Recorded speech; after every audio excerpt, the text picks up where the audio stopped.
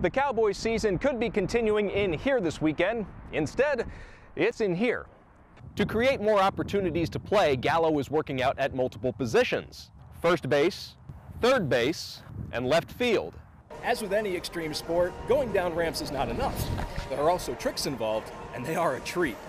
Being a prominent college mascot doesn't just come with the perk of getting into games like football or basketball or baseball.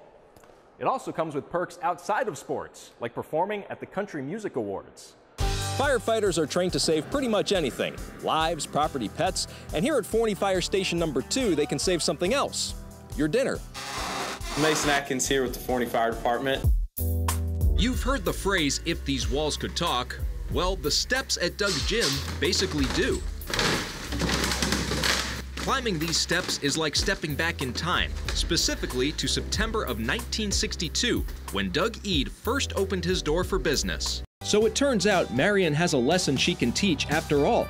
Never dump your dreams. If you fall, get back on your horse and keep shooting for the stars, even if it takes a long time to get there. Of all the games we were watching last week, I don't think anybody was really watching Trinity and Byron Nelson. Trinity 5-1, Byron Nelson 0-5. It goes to overtime. Trinity scored but missed its extra point. Byron Nelson makes its extra point, wins 21-20. A slight correction: if you saw the 6A and 5A polls earlier, I said there were no changes in the top 10. That's because I was looking at the wrong numbers column, so flag on me. Fair Park has its fair share of sculptures, some more conventional than others. But behind the Cotton Bowl, there stands something so strange that its name is strangely fitting: the Woofus. The Woofus was created in 1936 for the Texas Centennial Exposition as part of the rebuilding of Fair Park. It was the work of Lawrence Tenney Stevens. He wanted to do a sculpture that was kind of a blend of all the major Texas livestock. So the Woofus has the head of a sheep, the body of a pig, the tail of a turkey, the wings of a duck, a horse's neck, and chromium longhorns.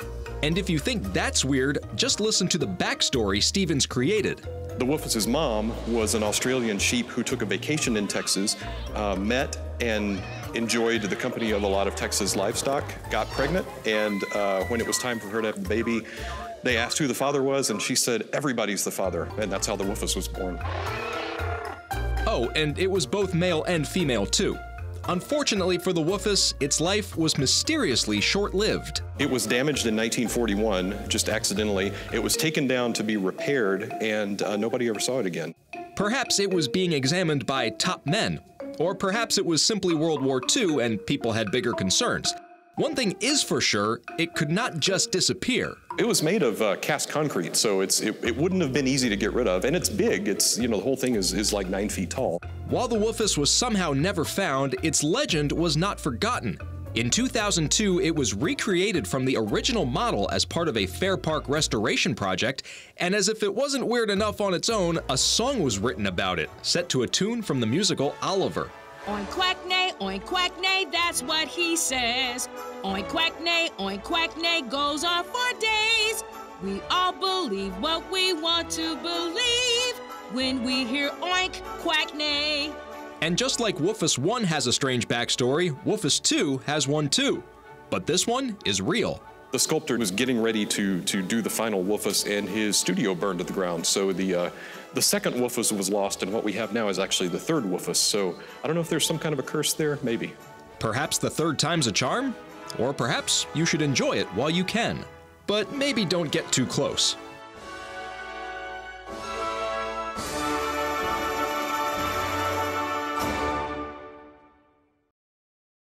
Hey, did you see the story this week about a grenade launcher with a live grenade being donated to a Goodwill in Florida? Well, it turns out that was just an air gun that shoots things like foam or paintball grenades. But finding uncommon items at donation sites, including real grenades, is not uncommon. What you gonna do with all that junk inside your trunk? Goodwill? More like good Lord when you see what some people have dropped off in Fort Worth. Goodwill gets all kinds of donations. We get the good, the bad, and the ugly. A live grenade, a suitcase with a fake leg in it that made the donation attendant pass out because they were afraid that it was the real thing. We get ashes donated quite frequently to us. Large bags of illegal drugs. While flipping illegal items might get a nice return, Goodwill is doing just fine without that. Last year, Fort Worth alone took in more than 600,000 donations, sorting through more than 40 million pounds of stuff to raise about $40 million. And that's not just from in-store purchases. You might not realize higher value items are posted online. This tote of Lego minifigures this morning is up to $2,200 on our shopgoodwill.com page.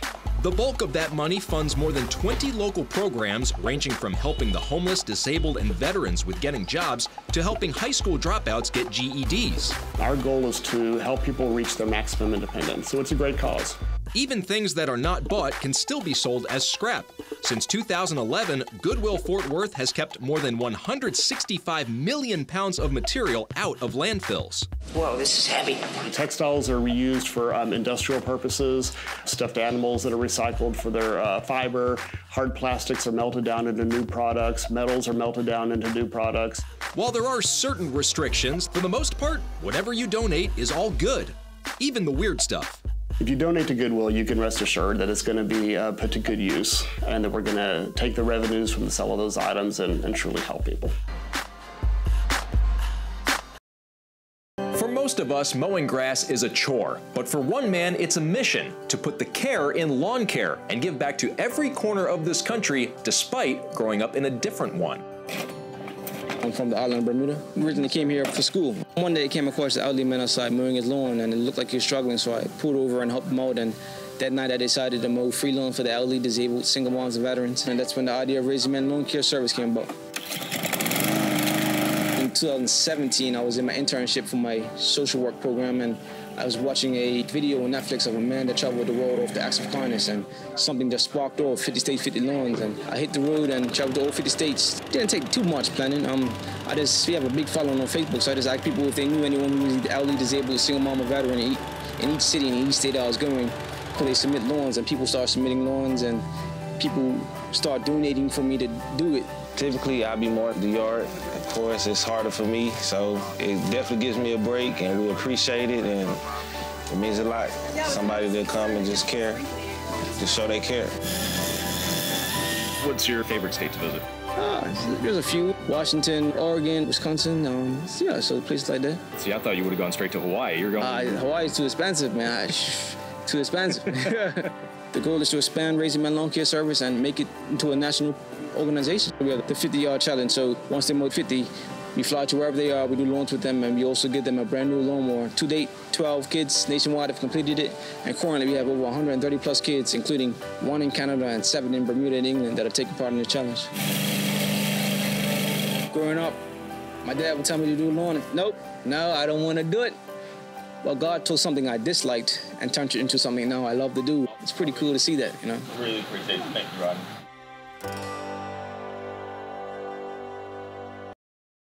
In the criminal justice system, some crimes are so strange they appear to defy logic. Often it's up to local police to solve these cases. This is one of their stories. It was reported between Sunday and Monday that we had 6 different locations where the storm grates were missing. Call it a great mystery. 16 storm grates in the city of Allen have disappeared from driveway alleys in upscale neighborhoods. We've had some thefts of the storm grates in other cities surrounding us, so we're thinking it's a ring of people taking the grates.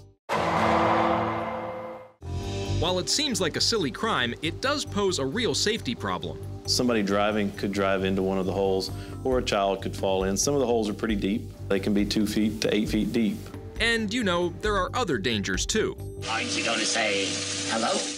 At 150 pounds each, it's no easy task to swipe the grates, and if the goal is to sell them for scrap, it's barely worth the effort. It's iron, so the value of it is around $7 per 100 pounds. But they're worth a lot more to those who have to replace them. $183 each comes out to nearly $3 grand so far for Allen.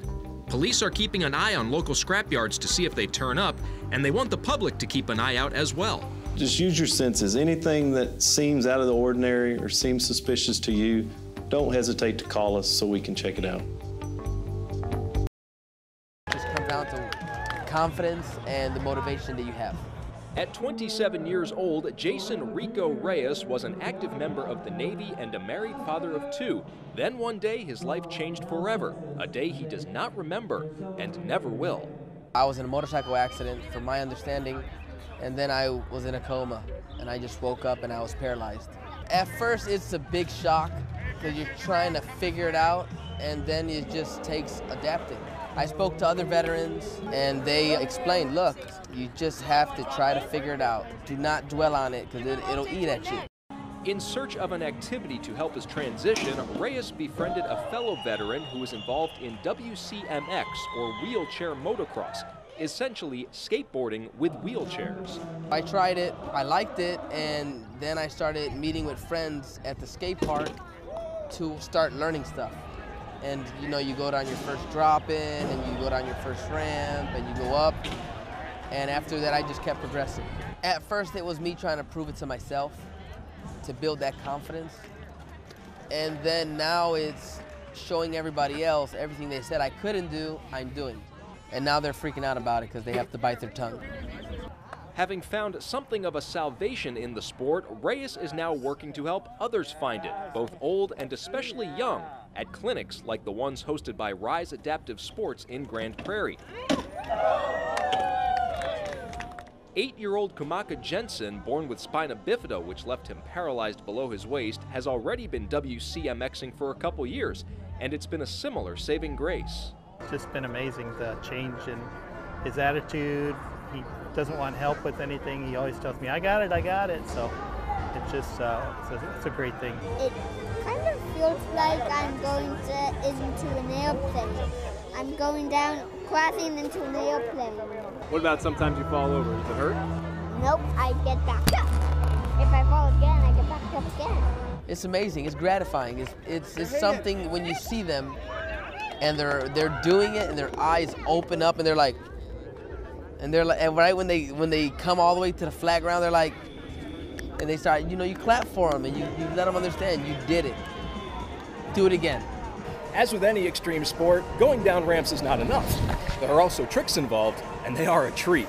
The backflip's definitely a little bit more gnarly, but you know, you got to stick with it, and it's a lot of fun. You heard that right, the backflip. Aaron Wheels Fotheringham, another spina bifida survivor, pioneered the move, which is fitting as he pioneered the whole sport. Not surprisingly, it took a lot of practice and pain to perfect it. Kept over rotating and just smacking my head on the concrete.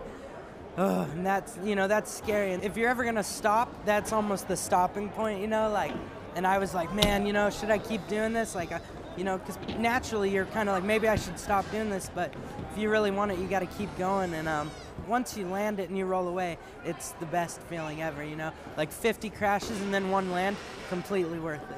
The backflip is not just a trick, it's a testament to overcoming their adversity. For the small group that has landed it, it marks a breakthrough moment in their lives. It was emotional. There was a woman at the skate park, when I landed it, she was like, all right, here we go. So surprised, like, oh my God, he did it. And when I see that, I feel good about myself. But if you think the backflip is the biggest trick out there, think again. Extreme sports are all about going bigger, and Fotheringham has already landed a double backflip as well as a front flip, and he's not stopping there. I've been working on a double front flip. That's one of my next goals, which is terrifying, you know, but I feel like it's really possible. Bigger than the big tricks, though, is the opportunity for the wheelchair-bound to bond, regardless of age, race, and gender. Here, they're not different from everyone else, they're the same. And having each other to lean on makes it easier to roll with life's punches for everyone involved. It's a great support group, and everybody helps, you know, each person helps, you know, the kids help each other, the parents, you know, give their advice here and there, and it's just great to get together and meet new people. The wheelchair community is not very big. It's small, but now, with the WCMX and the sport progressing, more people are becoming educated as to people being in a wheelchair. They just kind of see their chair in a new light. I think that's the most important, because for me, I've never seen my wheelchair as you know, a medical instrument. It's always been, you know, like a bike or a skateboard. We're trying to motivate the younger generation to fully understand that enjoy life. Enjoy it how it is. You can't walk like everybody else, but hey, you can roll.